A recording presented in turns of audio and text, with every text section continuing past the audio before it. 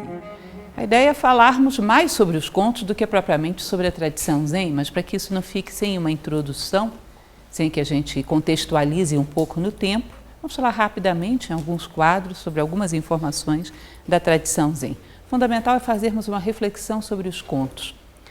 Várias vezes, em outras palestras, em outras ocasiões, eu sempre falo que o conto é uma forma de fixação de um conhecimento muito boa, utilizado em várias tradições. A Índia utilizava a contação de histórias até na medicina. A educação era toda fundamentada na contação de histórias, porque uma história ela guarda uma coerência interna que é muito difícil que você esqueça ela pelo meio. Enquanto que uma narrativa é muito fácil de você esquecer, uma narrativa teórica de conhecimentos. Então imaginem vocês, por exemplo, a história da Branca de Neve. Todos nós que já deixamos a infância para trás há muito tempo, mas ainda assim é muito difícil que no meio da história da Branca de Neve você esqueça do final. O caçador largou a princesa na floresta e deu branco, esqueci. Ninguém esquece. Se você puxa a primeira cena, normalmente desdobra até a última. Não é assim? Não existe isso. O conto ele tem uma cena puxa a outra, ele tem uma certa sequência que faz com que o conhecimento fique bem fixado. Muitas vezes percebo isso em sala de aula com os meus alunos, o pouco que guardam é aquilo que é relacionado a contos, a histórias, porque realmente ajuda a fixar os conhecimentos. Isso não é algo novo, isso foi utilizado, como eu falei, por muita gente ao longo da história. Então, os árabes foram grandes contadores de contos, os indianos, sobretudo, quase tudo partiu de lá, e a tradição oriental Zen também é muito amiga dos contos como forma pedagógica. Então, vamos conhecer hoje um pouco, então, dessa tradição e alguns dos meus contos prediletos, que talvez até conheçam, porque não são tão originais assim. Mas vamos analisá-los um pouco e ver o conteúdo filosófico que eles têm a apresentar. Devem conhecer essa história de que o budismo ele é uma religião que ele é muito adaptável segundo a região onde ele chega. O budismo foi caminhando, deixou a Índia, onde ele foi praticamente expulso, e saiu caminhando pela China. E na China ele se mescla muito profundamente com o confucionismo e com o taoísmo. Então o budismo da China não é igual a nenhum outro. Se funde muito profundamente com as tradições locais. Depois atravessa a China e chega ao Japão. Isso pulamos o Tibete, né? Porque o Tibete também, quando o budismo chega lá, se mescla com a religião Bonpo e forma o budismo lamaísta, que é absolutamente original. Também não tem nada a ver com nenhuma outra forma de budismo no mundo. E quando ele atravessa e vai para o Japão, ele vai encontrar lá, então, a tradição shintoísta, muito natural, muito ligada à natureza, muito ligada aos fenômenos naturais. E isso também vai conformar o Shinto mais o budismo, gera uma forma de budismo bem original, que é o Zen budismo. Então, essa capacidade de adaptação do budismo como religião é qualquer coisa de sensacional. Em cada local ele toma um colorido típico, sem perder as suas estruturas fundamentais do ponto de vista de pensamento. Em todo lugar a ideia do Dharma, do Karma, da reencarnação está presente, porém os elementos locais da cultura local são incorporados. Então nós vamos ver que o Zen ela é uma mescla do budismo mahayana, mais do taoísmo, mais do confucionismo, mais do shintoísmo, ou seja, de tudo que ele foi pegando ao longo do caminho pelo qual ele viajou. Quando o budismo passa pela China, ele se chama Shana. Quando ele entra no Japão, ele entra como Shan ou Zen. E isso lá na Índia era dhyana, era a meditação, a concentração tão profunda nos objetos que você e ele se fundissem como se fosse um só. Então, de dhyana para Shana, para Shan, para Zen. Essa foi a viagem desse conceito.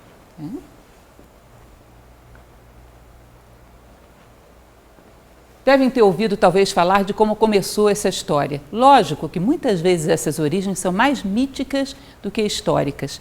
Num contexto religioso é preciso ter muita perícia e muito conhecimento para que se saiba distinguir o que é mítico, o que é místico, o que é histórico, que são as três chaves de que fala Helena Blavatsky. Então algumas coisas com certeza serão míticas, mas se diz que teria nascido através desse cidadão Mahakashyapa, que foi um discípulo direto de Buda. Buda reunia os seus discípulos para fazer sermões àqueles discípulos mais qualificados que tinham condições de entender a sua mensagem mais metafísica. E um dia ele reúne esses seus discípulos, eles o esperam para um sermão e ele surge e simplesmente mostra um lótus branco. Não fala nenhuma palavra. E Mahakashyapa se ilumina simplesmente ao ver esse lótus branco, entende a mensagem. Então aí teria nascido essa ideia da linhagem direta de transmissão do conhecimento sem palavras. O Zen é muito exíguo em palavras, praticamente não fala. Vocês vão ver que ele é muito enxuto, fala-se muito pouco. Então isso teria sido o nascimento mítico da tradição Zen. E o nascimento histórico que se atribui, disse que histórico, porque também se questiona até mesmo esse nascimento, seria com Bodhidharma. Bodhidharma, que há quem acredite que também se trata de um personagem mítico, seria um monge indiano que num determinado momento teria resolvido partir para a China. A China já tinha recebido a visita dos primeiros monges indianos, já tinha uma conversão bastante significativa ao budismo, e ele é muito esperado, porque era considerado um monge extremamente sábio. Ele é esperado particularmente por esse imperador Wuti. O imperador ele era convertido ao budismo, esse imperador chinês. E ele era, digamos, materialmente muito generoso, tinha mandado construir um monte de mosteiros, tinha mandado traduzir um monte de sutras e se considerava espiritualmente muito elevado por essa sua generosidade, por essas suas obras. Quando o Bodhidharma chega, ele o recebe ansiosamente, espera por ele e pergunta a ele, bom, depois de tudo que eu construí, depois de tudo que eu fiz em prol do budismo, quais são os meus méritos? E Bodhidharma teria dito para ele, nenhum, porque a ação que busca méritos não tem valor nenhum. E aí o imperador evidentemente não estava esperando por uma resposta daquela, fica chocado, né? Como assim, nenhum mérito? Quem é você para me dizer isso? E Bodhidharma teria respondido, não sei. E vira as costas e vai embora. E não volta mais. Vai para o interior da China e ali entra num processo de meditação. Algum tempo depois, alguém teria explicado para o imperador a resposta de Bodhidharma, teria mostrado para ele a essência que aquele monge estava querendo lhe dizer, e ele teria percebido o erro, teria tentado fazer com que Bodhidharma voltasse. Mas ele não volta mais, não aceita voltar mais. Ele percebe que ali o budismo que havia era muito superficial e que não havia discípulos para ele. Ele teria se colocado numa região, então no interior da China, onde ele se coloca em meditação. Que aí há uma série de histórias que também não sabemos, muita mescla de história com lenda, onde ele teria ficado muitos anos meditando de frente a uma parede, em estado de meditação profunda, sozinho. Até que num determinado momento começam a chegar os discípulos. E é muito difícil que ele aceite discípulos. Conta-se da história desse Ruike, que eu acho uma história muito bonita, que ele era um general, que tinha passado por muitas guerras, que era um homem muito amargurado porque não encontrava mais nenhum sentido naquilo. Era um grande vencedor de batalhas, mas ele tinha chegado a um ponto de vencer ou perder, era a mesma coisa. Já não via nenhum sentido para a sua vida, estava muito esgotado. Quando ele soube que havia um grande mestre, ele disse, bom, essa é a última esperança que eu tenho. Talvez esse grande mestre tenha a resposta à minha grande indagação, porque senão eu abro mão da vida. Já não há mais sentido para mim. É curioso isso, né? Porque quando se é um derrotado, muitas vezes pode-se achar que a resposta está na vitória. E quando se é um vitorioso, a resposta está onde? Ele tinha ganho tudo o que um general poderia ganhar e não via nenhum sentido na vida. E se sente tremendamente angustiado e vai atrás de Bodhidharma. E aí se diz que quando ele chega na região em que Bodhidharma meditava, nevava. E ele se coloca diante do espaço onde Bodhidharma estava, meditando, debaixo da neve, o mestre o ignora completamente e ele se recusa a sair dali sem ser atendido por Bodhidharma. E ele permanece ali, começa a nevar, e ele permanece. Diz que quando a neve está já pelos joelhos dele, ele é absolutamente inerte, parado no lugar, Bodhidharma chega à conclusão que realmente não ia se livrar dele e resolve perguntar o que ele queria. É um diálogo que tem uma série de detalhes, não vou entrar muito em detalhes. Essa é uma cena que inclusive é uma pintura antiga chinesa que faz referência a esse momento, que Bodhidharma teria ignorado por muito tempo Ruike, debaixo da neve, até que resolve ouvi-lo. Ele se vira para Ruike e diz, o que você quer de mim? E o Ruike teria perguntado, Senhor, tira-me do Sansara. Não sei se vocês lembram do Sansara, que é aquela roda de dias e noites dentro do qual os homens estão presos. O eterno retorno, a vida repetitiva que não leva a lugar nenhum, essa vida espaço-temporal presa nas coisas que são passageiras, Amanhece, anoitece, as coisas sempre se repetem sem nenhum sentido. Um mundo meramente material, esse é o Sansara dos indianos. Ruike teria dito para ele, Senhor, tira-me do Sansara. E Bodhidharma teria respondido simplesmente, quem te colocou nele? E Ruike, com essa resposta, percebe que quem tinha se colocado nele era ele mesmo, mentalmente. E que era simplesmente ele não se considerar mais nele, ele estava fora. Com essa resposta, ele se ilumina. Ele leva aquele choque porque ninguém o havia colocado no Sansara, senão uma postura mental dele que tinha escolhido sentir-se dentro do Sansara. E bastava que ele escolhesse uma outra postura, escolhesse estar em outro lugar, e já estaria. E com essa resposta, simplesmente, ele se ilumina. É curioso isso, né? Quem nos colocou nas situações que nós nos sentimos escravos? Quem nos colocou nas situações onde nos sentimos sofrendo?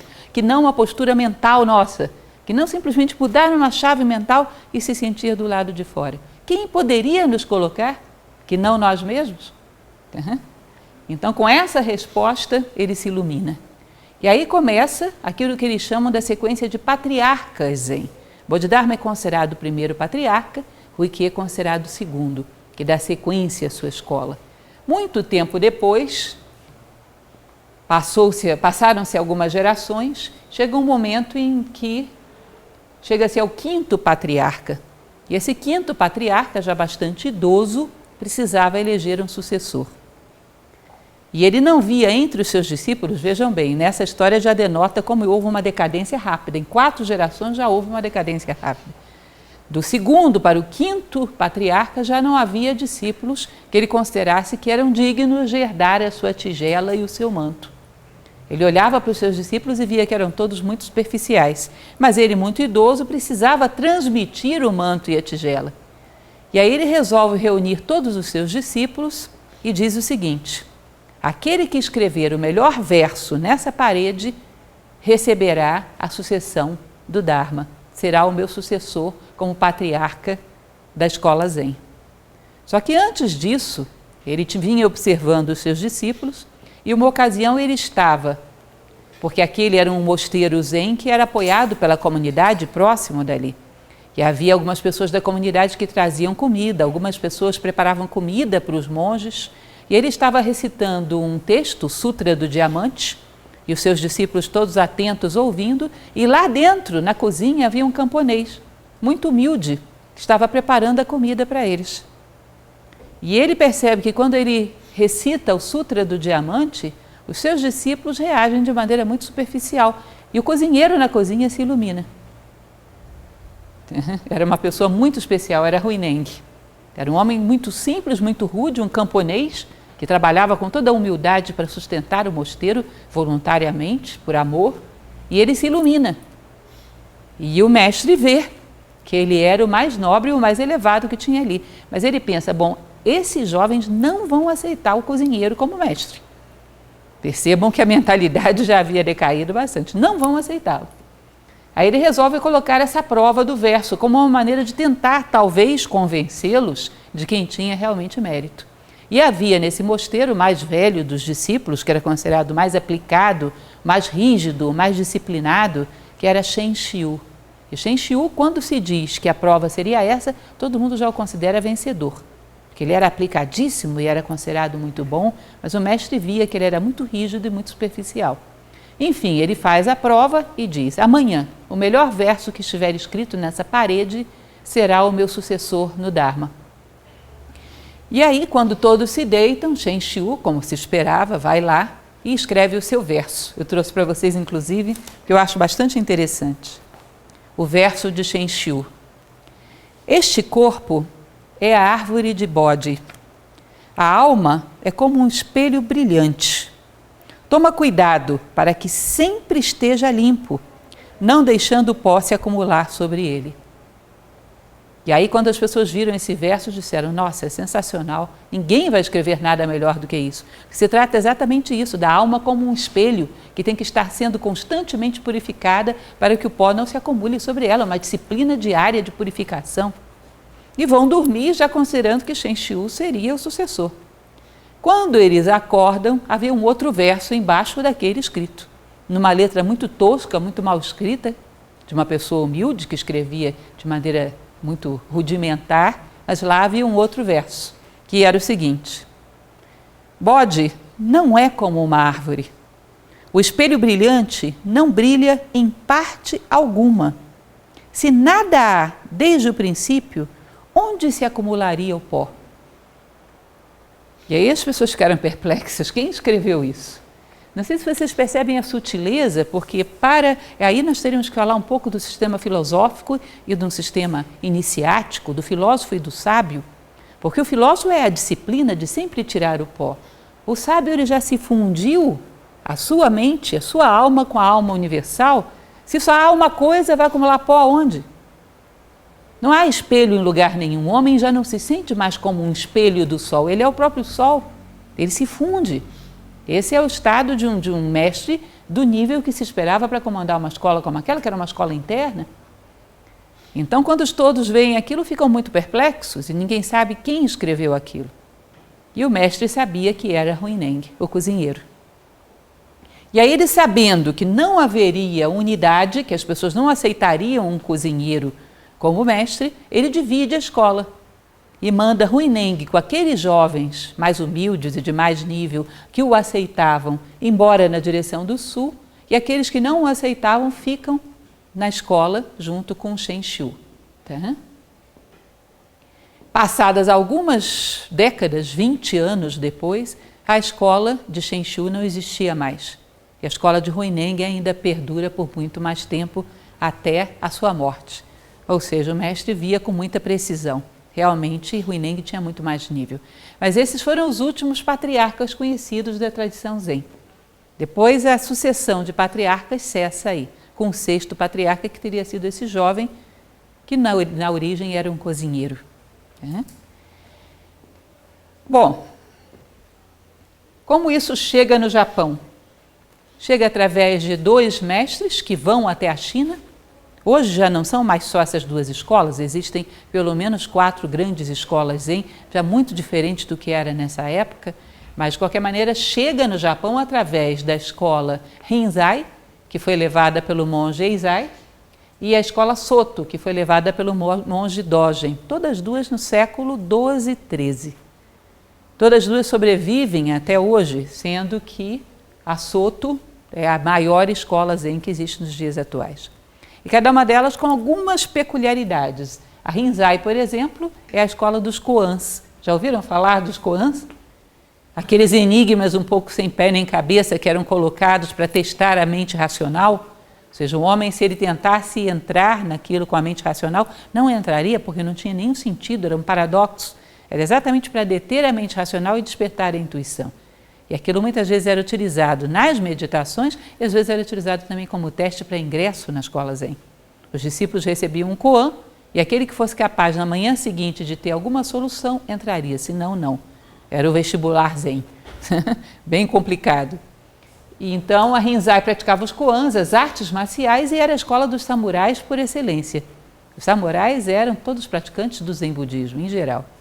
E a outra escola, que é a Soto, de Dogen, é aquela que mais praticava o zazen, que é aquela meditação na postura ajoelhados, né? E por muitas horas, procurando provocar aquilo que eles chamam de samadhi, um estado de êxtase onde o homem supera por alguns momentos a multiplicidade, supera a ilusão da mente separada. Tá? Então, basicamente, isso é um pequeno apanhado histórico para vocês conhecerem.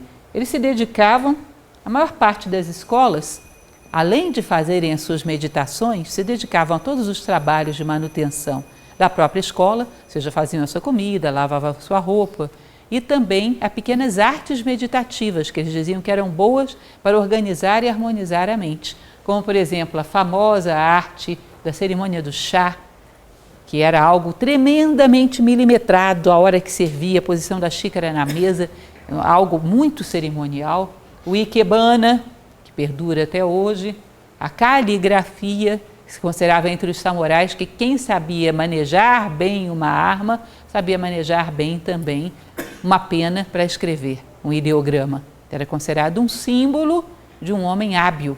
Então, um bom samurai tinha que saber manejar bem a pena e fazer os seus ideogramas com perfeição. Muito parecido com o que vocês vão ver, por exemplo, dentro da tradição celta. Se considerava que um homem era um bom arqueiro quando era um bom arpista e poeta. Os guerreiros, os bons guerreiros tinham que ser arpistas e poetas. Eles iam muitas vezes para a batalha tangendo os seus arcos e cantando. Os bardos iam à frente dos exércitos. Então havia esse certo casamento entre a arte e a guerra, né? Entre Vênus e Marte, como é em Roma, a união entre o amor e a guerra, entre a beleza e o aspecto guerreiro. Bom, e aí vamos para os contos propriamente ditos. Espero que tenha pelo menos alguns que vocês não conheçam ainda, que seja novidade, mas ainda os conhecidos, vamos tentar trazer à tona um conteúdo interessante, né? Lixando uma pedra. Diz que havia um jovem discípulo que estava parado em meditação nos jardins de um templo por um tempo muito longo. E o mestre passava por ali e via que ele não saía dali, estava um tempo enorme em meditação. Aí o mestre resolveu chegar para ele e perguntar: meu jovem, o que você está fazendo? Eu estou me concentrando para que a minha mente fique igual à mente do Buda. Aí o mestre, silenciosamente, não falou nenhuma palavra, saiu, pegou uma telha e uma lixa e se sentou ao lado desse jovem, o jovem tentando meditar, ele começou a lixar aquela telha. E o jovem tentando se concentrar e lixando a telha. Até que o jovem bobo: o que o senhor está fazendo? Eu quero transformar essa telha num espelho. O senhor está louco. Por muito que o senhor trabalhe, essa telha nunca vai ser um espelho. E aí o mestre virou para ele: mas você que está louco. Por muito que você trabalhe, sua mente nunca vai ser igual a do Buda. Não é assim que se trabalha. Aí o jovem ficou impactado com aquilo e disse: mas então como? O que eu faço? E ele diz: bom, se você quer que uma carruagem ande, você bate na carroça ou nos cavalos? Nos cavalos, é claro. Então por que você está batendo na carroça? Para aqueles que já estudaram as tradições filosóficas que falam que o homem tem uma parte física, material e uma parte espiritual, se você quer que o espírito se desenvolva, para que fica sacrificando o corpo? Como se esse martírio gerasse algum mérito espiritual? Tenta desenvolver reflexões profundas, tenta desenvolver uma vida espiritual verdadeira que se mede mais em atos, em virtudes, em uma vida coerente, do que propriamente em estar parado tentando sacrificar e martirizar a personalidade sem nenhum ganho para o espírito. Então essa ideia, que é muito comum em várias tradições religiosas, de que de muito sacrificar a personalidade nascerá a chispa do espírito, sacrificá-la em vão, é uma estupidez. Se você bate na carruagem, ela não anda. Você tem que bater nos cavalos. Ou seja, desenvolver uma prática de vida que te inspire, que te eleve, que desperte a espiritualidade em você. Acho bastante interessante isso, porque mostra que mesmo a escola Zen, isso é um conto antigo, não era tão dedicada à meditação o dia inteiro desse jeito. A meditação tinha o seu limite, tinha a sua aplicação, mas havia a necessidade de uma vida prática coerente que de fato desenvolvesse a espiritualidade. Ou seja, a ideia do sacrifício como tendo mérito em si. O escorpião, essa é conhecidíssima, né?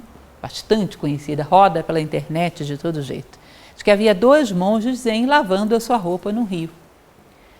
E quando um deles olha, viu um escorpião se afogando. Ele vai lá e salva o escorpião o pica.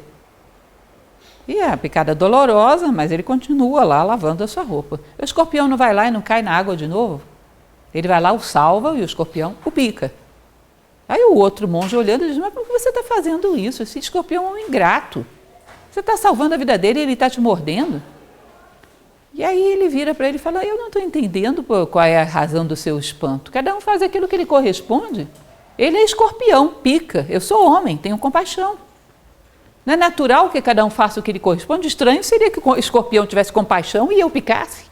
Ou seja, cada um faz aquilo que lhe corresponde dentro do esquema da natureza, está tudo perfeito, cada coisa no seu lugar. Ou seja, eu não vou responder como escorpião, não sou escorpião. E muitas vezes nas nossas relações fazemos isso. Alguém nos agride e nós nos colocamos exatamente no mesmo nível.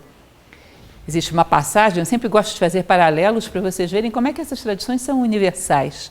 Uma passagem que eu acho muito bonita, que lembra isso, é uma passagem de quando Alexandre Magno cruza com os celtas às margens do rio Danúbio e conversa com o druida Diviciacus. E Alexandre pergunta a esse druida o que é que os celtas temem, porque na verdade era um povo conhecido como totalmente destemido. E Diviciacus teria dito a ele: bom, um guerreiro celta é preparado só para temer uma única coisa, que o céu caia do seu lugar sobre a terra ou que a terra se eleve do seu lugar em direção ao céu.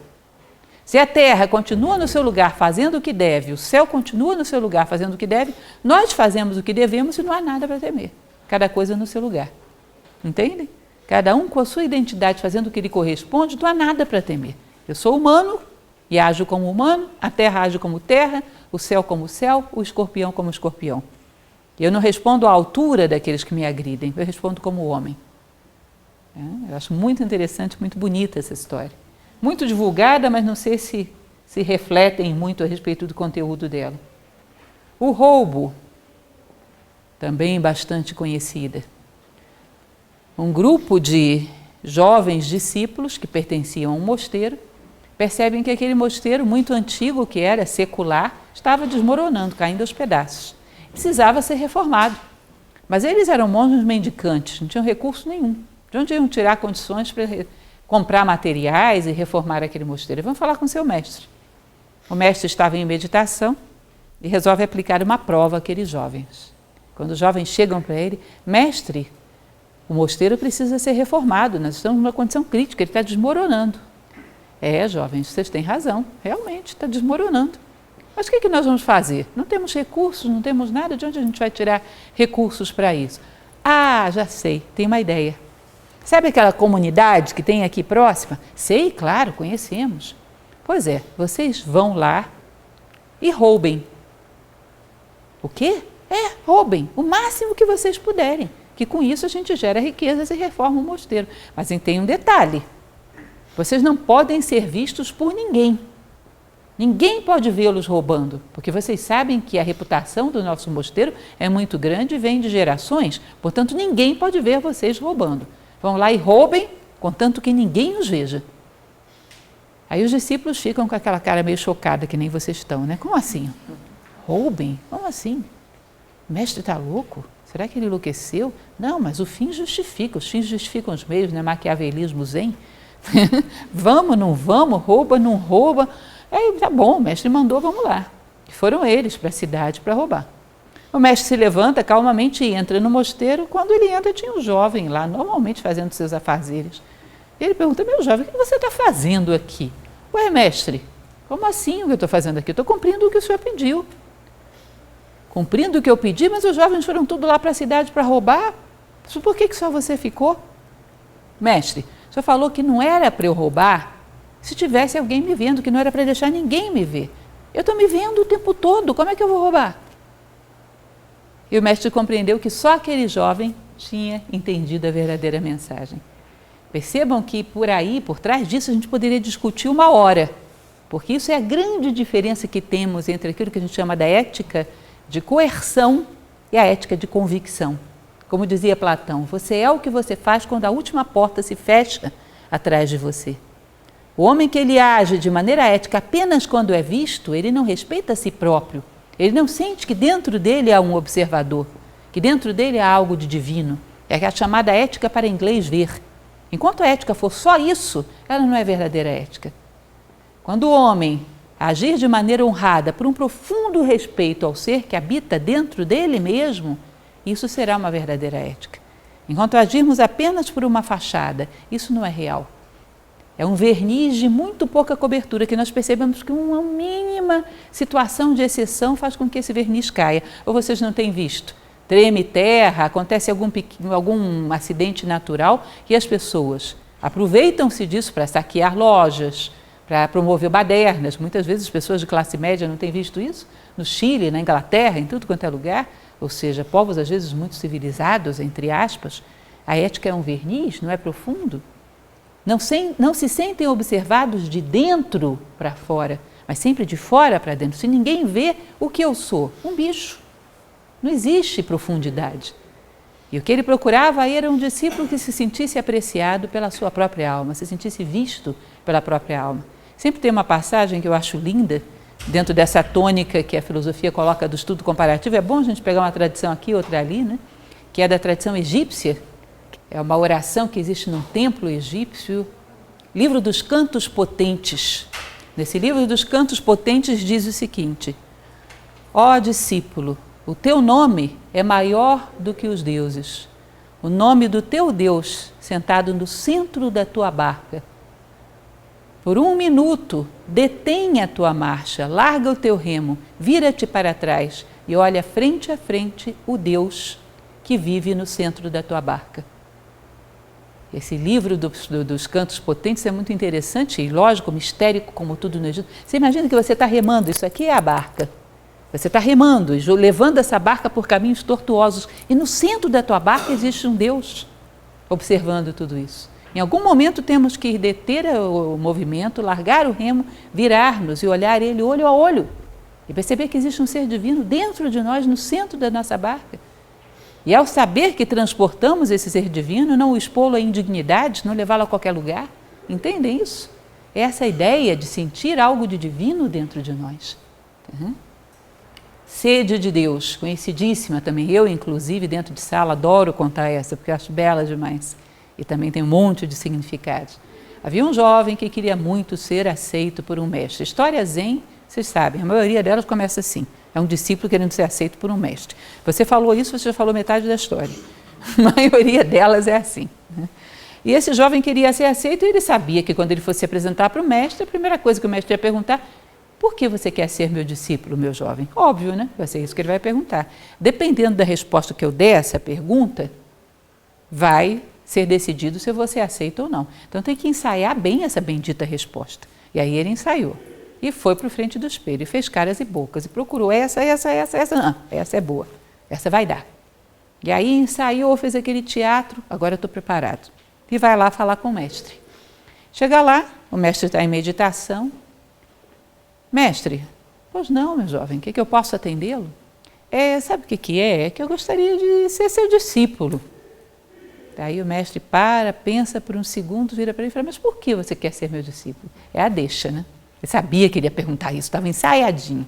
Aí ele se imposta, toma uma posição e começa a recitar o script dele.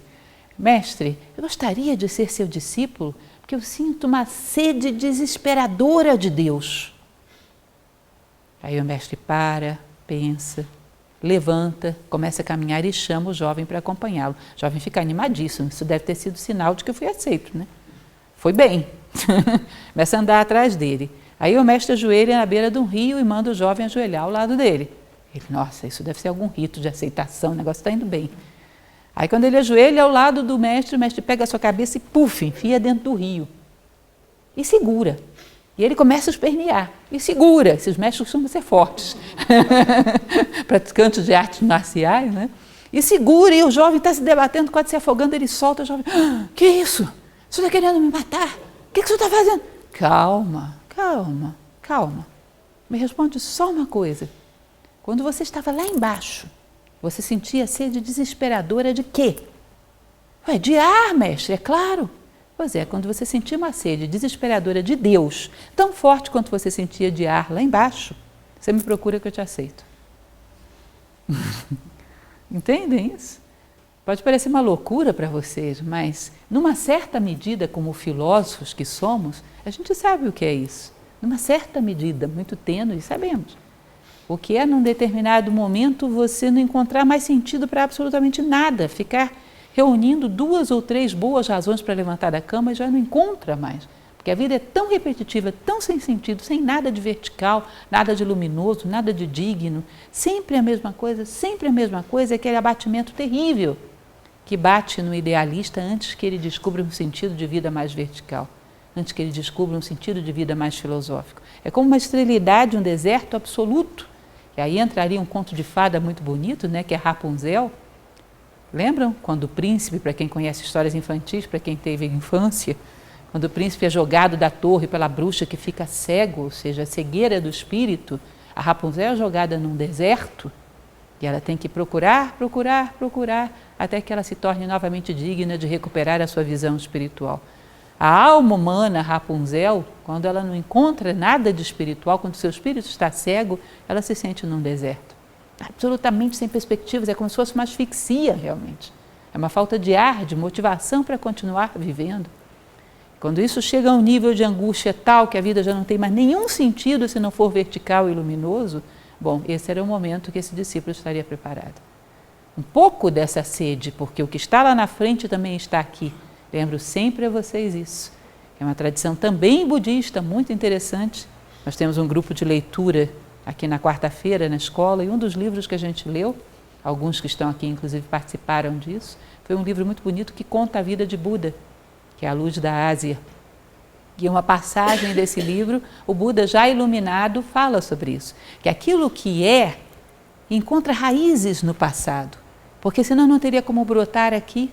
E aquilo que será no futuro encontra raízes no presente, entende?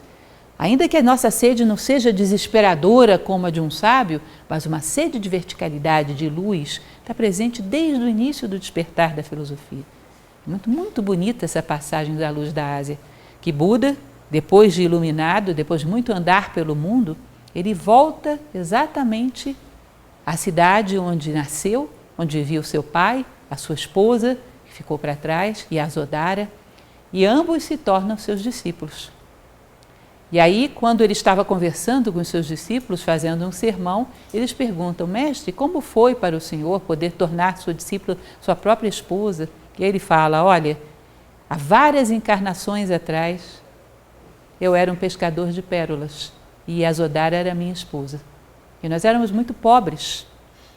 E na região em que vivíamos, não havia mais recursos, então eu me afastei para tentar encontrar uma pérola que pudesse resgatar-nos da nossa miséria. E Yasodhara ficou me esperando. Quando eu cheguei, havia tido uma grande seca naquela região e era uma fome terrível. Eu encontrei uma pérola enorme, digna de um rei, e voltei com ela para casa para presentear a minha esposa e resgatar-nos da nossa miséria. Mas quando eu cheguei lá, eu encontrei ela agonizando, morrendo de fome. Aí eu peguei aquela pérola grandiosa, digna de um rei que eu tinha encontrado, e saí às ruas, perguntando quem trocaria aquela pérola por um prato de comida. E consegui um prato de comida que resgatou a vida de Yasodhara. Aquilo que eu fiz naquela vida, eu acabei de fazer agora. Eu entreguei todas as riquezas, todo o luxo da minha vida, a pérola da minha vida, para encontrar alimento para Yasodhara e salvar a vida espiritual dela.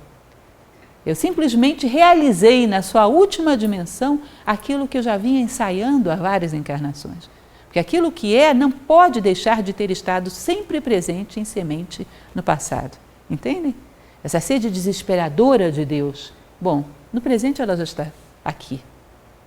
Aquela necessidade profunda de um sentido de vida que dê para a gente um pouco mais de luz, que nos justifique mais a nossa existência, que faça com que as coisas passem a ter mais sentido.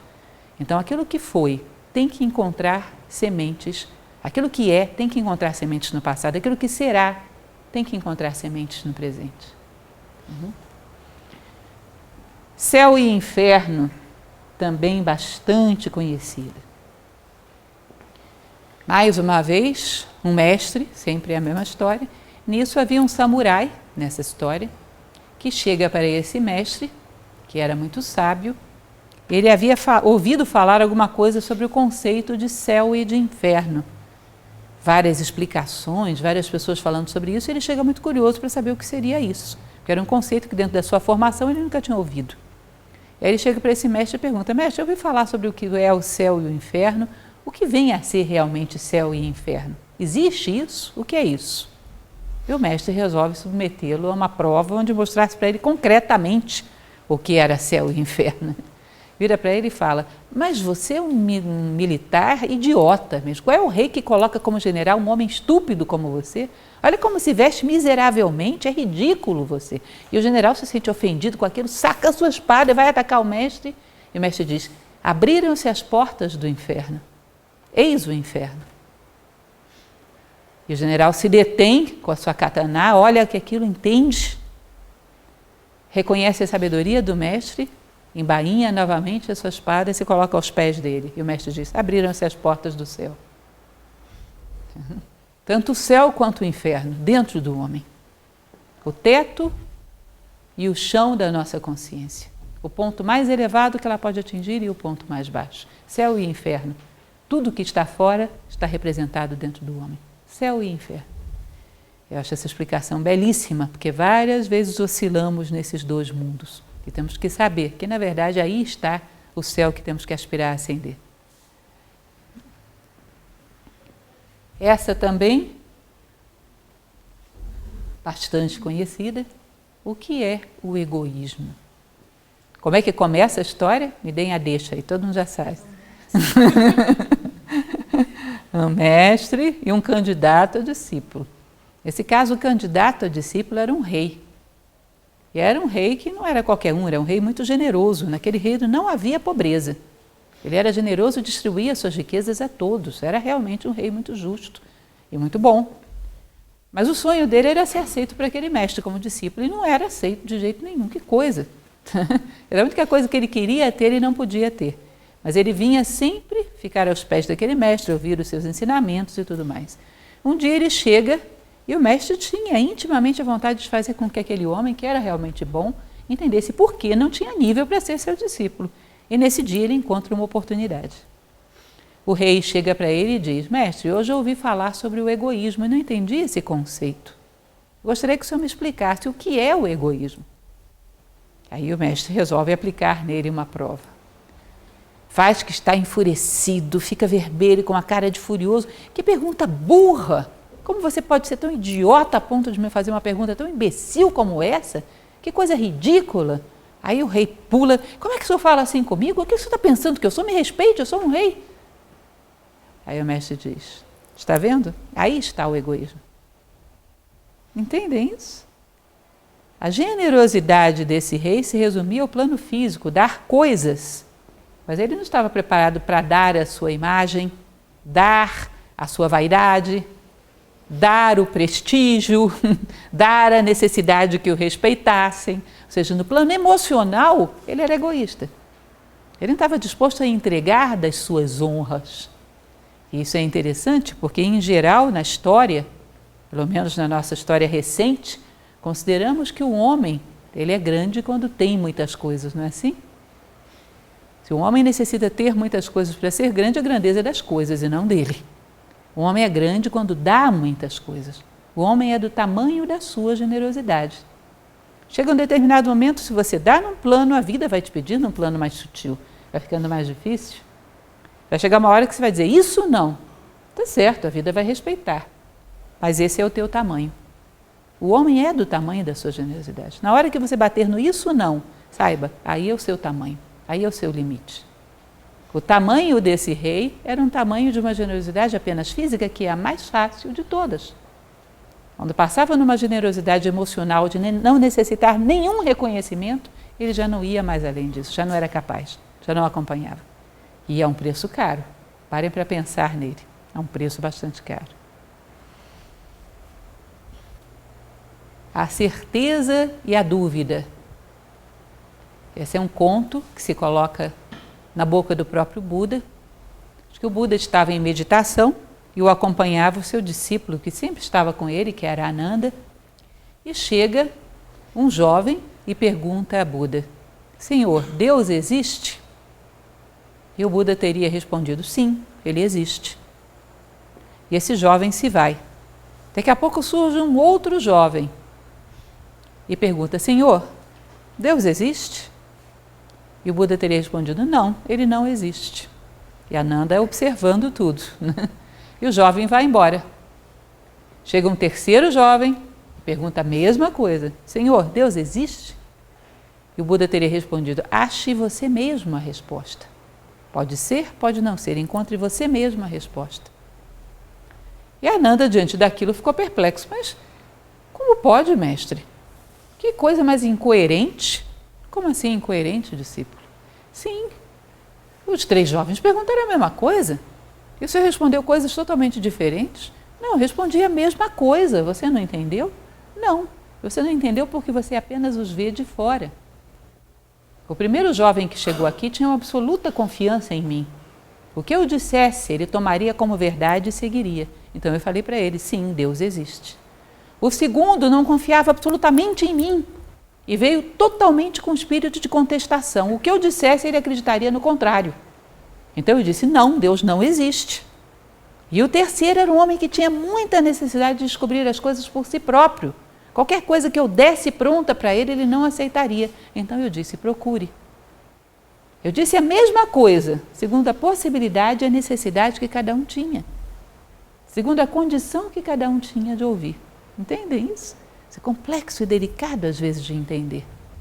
Existe um épico indiano, que é o Ramayana, onde Rama, que era um grande príncipe, uma ocasião ele diz exatamente isso, que a arte da sabedoria consiste em sempre dizer nem uma palavra a mais, nem uma palavra a menos do que cada um pode e necessita ouvir.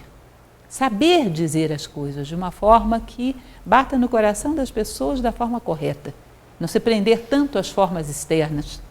Existe um outro conto budista que também conta muito bem essa história, bastante conhecido, né? Faz parte dos contos dos Jatakas budistas, que diz que havia um pai que vivia com vários filhos dentro de uma casa antiga, várias crianças pequenas, que já não tinham mais mãe, que para ele era muito difícil controlar todas aquelas crianças. E um dia ele percebe que a casa estava pegando fogo. E aí ele pensa, se eu disser, está pegando fogo, e começar a correr atrás deles, eles não sabem o que é fogo, vão achar que é brincadeira, vão achar que é uma brincadeira de pega, cada um vai correr numa direção, não vou conseguir pegar todos, e vão acabar morrendo vários. Aí ele tem uma ideia, corre para fora da casa. E lá fora começa a gritar, crianças, tem uma festa aqui fora. Estão sendo distribuídos muitos doces, venham depressa. E todas as crianças saem. Ele salva todas.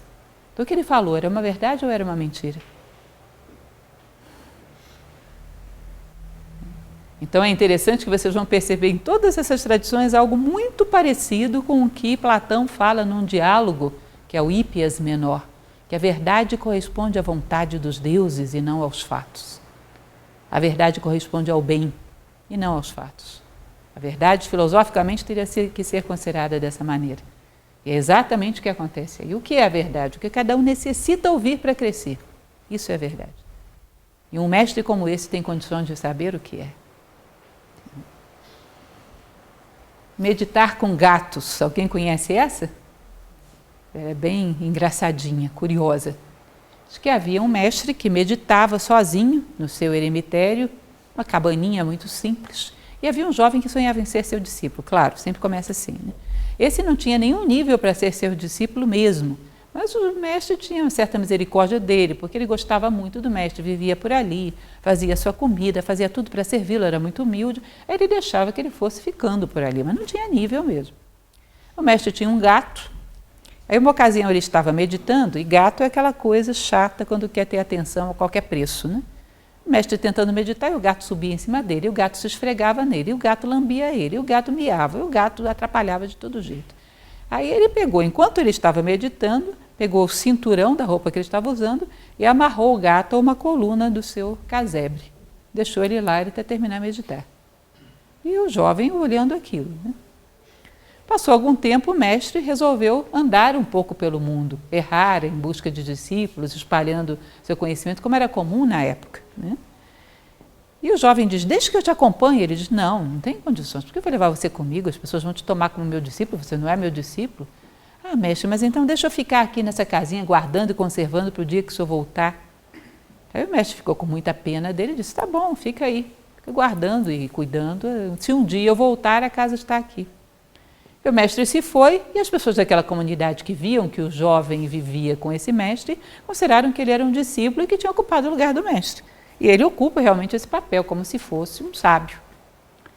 Passaram-se anos e o mestre, depois de muito andar, volta àquela região. Quando ele passa pelo povoado que havia ali perto, estava acontecendo uma feira. Ele ouve o pessoal gritando, gatos para meditação, os melhores gatos que tem para meditação.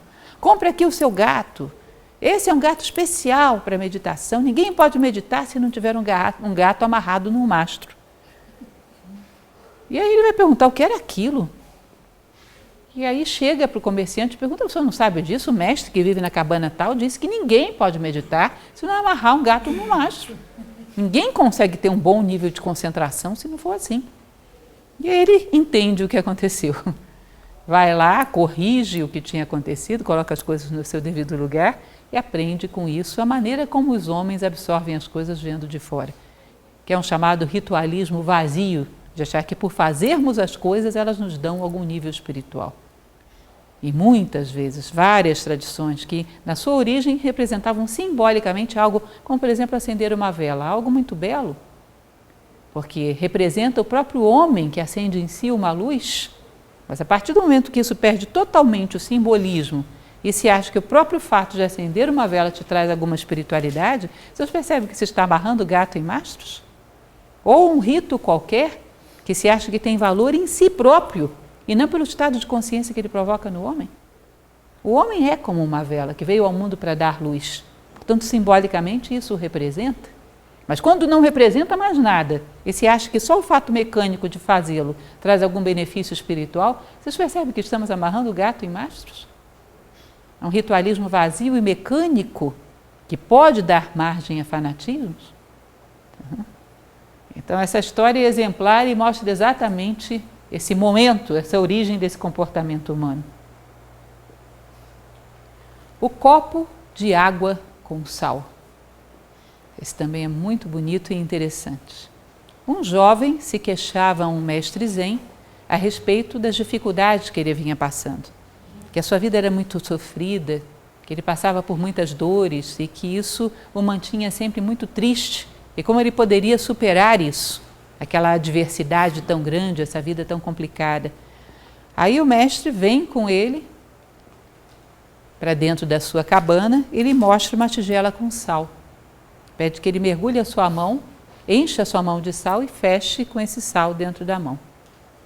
Aí traz para o jovem um copo e pede que ele mergulhe a sua mão dentro do copo e abra e solte o sal lá dentro.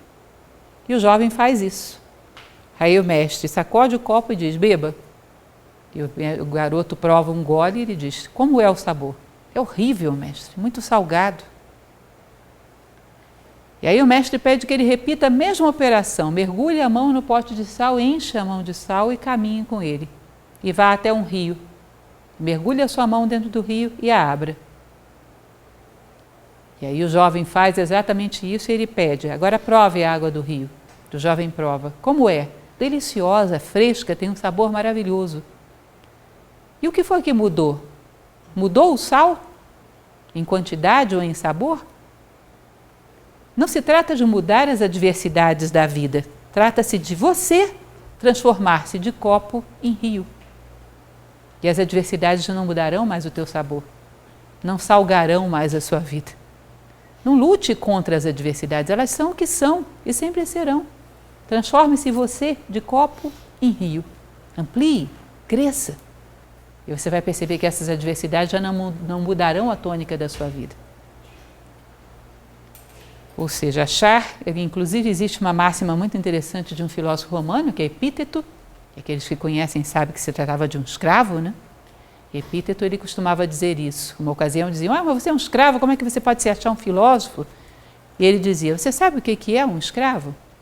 É aquele que naquilo que não pode mudar, fica lutando, e naquilo que pode não faz nada. Isso é um escravo. Luta contra as coisas imutáveis, ou seja, o murro contra a ponta de faca, né? E naquilo que ele pode mudar, não faz nada. Como é comum isso, né? O que ele pode mudar? Transformar-se de copo em rio, isso ele pode.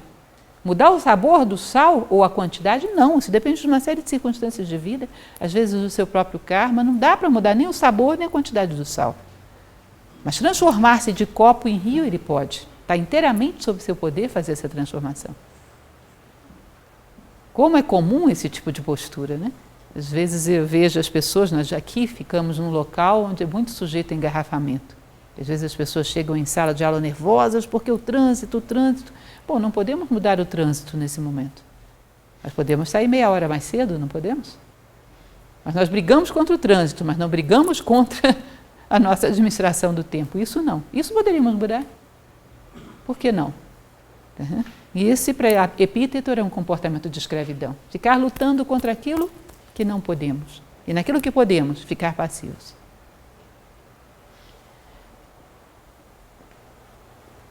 Onde ir depois da morte? que havia um mestre, mais uma vez, muito idoso, já bastante ancião. E esse mestre foi conhecido durante toda a sua vida pela sua sabedoria e bondade. Era considerado um homem impecável, exemplar. E aí um jovem se aproxima dele e diz: pois é, mestre, a sua vida está chegando ao final, né? É, discípulo. Resta pouco tempo para mim agora, minha idade está bastante avançada, é o curso natural da vida.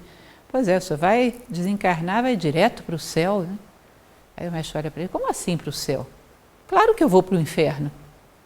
Aí o jovem fica apavorado. O senhor para o inferno? Imagina, se ele fosse para o inferno, quem teria alguma chance? O senhor para o inferno, você está louco.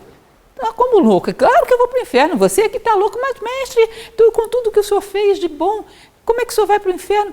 Se eu não for para o inferno, quem é que vai tirar vocês de lá? Entendem isso? Gosto muito dessa história, porque eu acho interessante essa ideia da transferência do egoísmo do plano material para um plano, do plano físico para um plano metafísico. Então eu deixo de correr atrás de salvar a minha pele no plano físico para salvar a minha pele no plano metafísico. Ou seja, vou para um local idílico e maravilhoso, eu simplesmente transferi o egoísmo para outro lugar. Que lugar idílico e maravilhoso é esse onde você vai estar, sabendo onde existe um monte de pessoas sofrendo em algum lugar e você não está fazendo nada por elas? Você percebe que você transferiu o egoísmo para outro plano, não se livrou dele? Se existir uma pessoa num inferno, haverá duas, porque eu estarei lá. Você não pode sublimar o egoísmo, porque ele continua sendo egoísmo e, como dizia Helena Blavatsky, o egoísmo espiritual é pior do que o físico. Tá? Então, sou generoso aqui e egoísta num outro plano. Bom, eu não superei o egoísmo, eu o adiei. É um investimento para ter condições de exercê-lo em condições mais confortáveis. O egoísmo, ou ele é banido de todos os mundos, ou ele estará presente em todos eles. Se eu quero simplesmente livrar a minha pele no além, eu continuo querendo livrar a minha pele aqui. Se houver dois sofrendo, se houver um sofrendo, haverá dois, porque eu estarei com ele. Se não transferimos esse egoísmo simplesmente para um outro plano. Tá? Esse materialismo e esse desejo de sair das adversidades, você, egoisticamente sozinho. Tá? Então, ao lutar contra o egoísmo, temos que bani-lo de qualquer mundo que exista, desse e de quaisquer outros mundos que venham a existir. Bom, e por fim, estamos já acabando, o quebrador de pedras, que também é bem interessante essa história e também bastante conhecida. Diz que havia um homem que trabalhava num ofício que era tido como muito humilde. Ele trabalhava numa pedreira, enchia um carrinho de pedras quebradas, ia quebrando a base da montanha, tirando pedras, colocando no carrinho e levando para um povoado ali perto, onde se construía casas e outras coisas com aquelas pedras. E ele estava ali debaixo de sol fazendo isso, esse seu ofício, e quando ele vê passar de repente uma padiola onde se carregava um ministro. E as pessoas todas em volta, fazendo reverência, aquelas honras, e ele diz: puxa, mas que vida infeliz a minha, olha como é bom ser ministro. Coberto do sol, as pessoas à sua volta, ele fazendo reverência, tão reconhecido, a melhor coisa do mundo é ser ministro. Era o que eu queria ser. E aí parece que os deuses resolvem lhe colocar uma prova, né? E ele, automaticamente, quando pensa isso, se torna um ministro. Quando ele vê, ele está dentro daquela padiola e as pessoas à sua volta, o bajulando e o abanando. De repente, sem mais nem menos, largam tudo aquilo no chão, largam ele sozinho e saem correndo. Porque ali adiante passava o príncipe, que era muito mais poderoso do que o ministro. Ninguém ia ficar bajulando o ministro quando passava o príncipe. Largam ele no chão e correm para lá. Ele olha, o que aconteceu? Ah, é o príncipe. Poxa vida. O melhor mesmo do mundo não é ser ministro, é ser príncipe. Olha só, ali sim tem honras, tem pessoas à sua volta, lhe servindo comidas, lhe abanando o tempo todo, lhe bajulando, ninguém o abandona por ninguém. A melhor coisa do mundo é ser príncipe. Automaticamente, plim, ele se torna o príncipe. Ah, agora sim, hoje é o meu dia de sorte, agora eu sou o máximo, todos me prestam honras. De repente, ele vê que as pessoas também largam a padiola dele no chão e saem correndo em todas as direções. Fazia um sol escaldante, fortíssimo, e as pessoas começaram a não suportar aquele sol na cabeça e correram para se refugiar nas sombras. E aí ele olha aquele sol lançando raios em todas as direções. Diz: ah, poderoso mesmo é o sol. Que negócio de príncipe, de ministro, olha só. Ele faz com que as pessoas corram em todas as direções, ele determina, ele dá luz, ele dá vida. Ele é que é o poderoso Sol. Eu gostaria realmente de ser o Sol. Automaticamente, plim, se torna o Sol. Agora sim. Aí lança raios, torra plantações, seca pântanos, se sente o todo-poderoso. De repente ele está lançando os seus raios sobre a Terra, surge uma nuvem que não tem mais tamanho. Ele lança os seus raios, não chega nada na Terra, aquela nuvem enorme na frente dele. Ele lança e a nuvem é um obstáculo. Ele diz, poxa, não é possível. Poderosa é essa nuvem, olha só. Ninguém passa por ela. Ela impede que eu chegue no mundo. Ela é que tem poder, eu queria ser essa nuvem. Automaticamente, plim, se torna nuvem. Aí ele se sente todo poderoso, lançando sombra sobre a Terra, lançando chuva, lançando raios. De repente, com aquele poder todo, ele, pum, esbarra com uma coisa dura que não cede. Pum, esbarra novamente, e aquele negócio não sai do meio do caminho e começa a espatifá-lo. Quando ele olha aquilo que estava espatifando, destruindo ele olha uma enorme montanha. Nossa, mas poderosa mesmo essa montanha, hein? Olha, nuvem nenhuma pode com ela. Quando eu bato contra ela, ela me espatifa em 1000 pedaços, não se move nem 1 milímetro. Eu queria mesmo era ser essa montanha. Aí quando ele fala isso, plim, se torna montanha. Enorme, altíssima, as nuvens passando pelo seu pico, se sente poderosíssima. Agora eu sou a mais poderosa da Terra, ninguém pode nada comigo. De repente ela ouve um barulhinho, plim, plim. Mas que diabo é isso? O que é isso agora? Plim, plim. Quando ela olha para baixo, é um quebrador de pedra, demolindo ela lá embaixo. Ou seja, o eterno retorno. Mostra que todos os seres são igualmente poderosos, quando encontram a sua identidade. E sacralizam aquilo que fazem, encontram o seu papel na natureza. Todos os seres são poderosos. Como dizia Platão, cada coisa no seu lugar, né? A justiça, dar a cada um o que lhe corresponde. Quando cada um encontra a sua identidade, tudo se justifica e não há nada que seja desonroso, nada que seja superior ou inferior. Tudo se harmoniza. É também uma bela história. Bom, e por fim, apenas para que vocês conheçam, um texto que é um sutra da escola Zen. Como eu falei para vocês, o Zen quase não tem textos.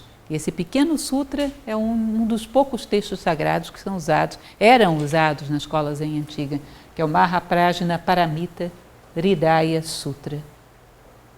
Ide juntos, mais além do mais além, até a realidade última. Todas essas histórias apontam numa mesma direção, a busca da identidade, a busca da fraternidade, a busca da união, a busca de cada um assumir o seu papel, a busca de encontrar o divino dentro de si e, sobretudo, de caminhar juntos, considerar a humanidade. É uma das coisas interessantes que nós vemos várias vezes mestres falando na história. Não nos interessa seres humanos que se libertam sozinhos. Nos interessa seres humanos que se comprometem com a humanidade. Interessa para nós seres humanos que se comprometem com o todo. Esses são os válidos, esses são os importantes. Ou seja, ide, mas ide juntos, mais além do mais além, até a realização última. Um pequeno verso muito profundo e muito cheio de significados. Bom, isso era basicamente o que eu queria trazer para vocês, alguns contos que muitas vezes uso em sala de aula, acho muito belos todos eles, espero que tenham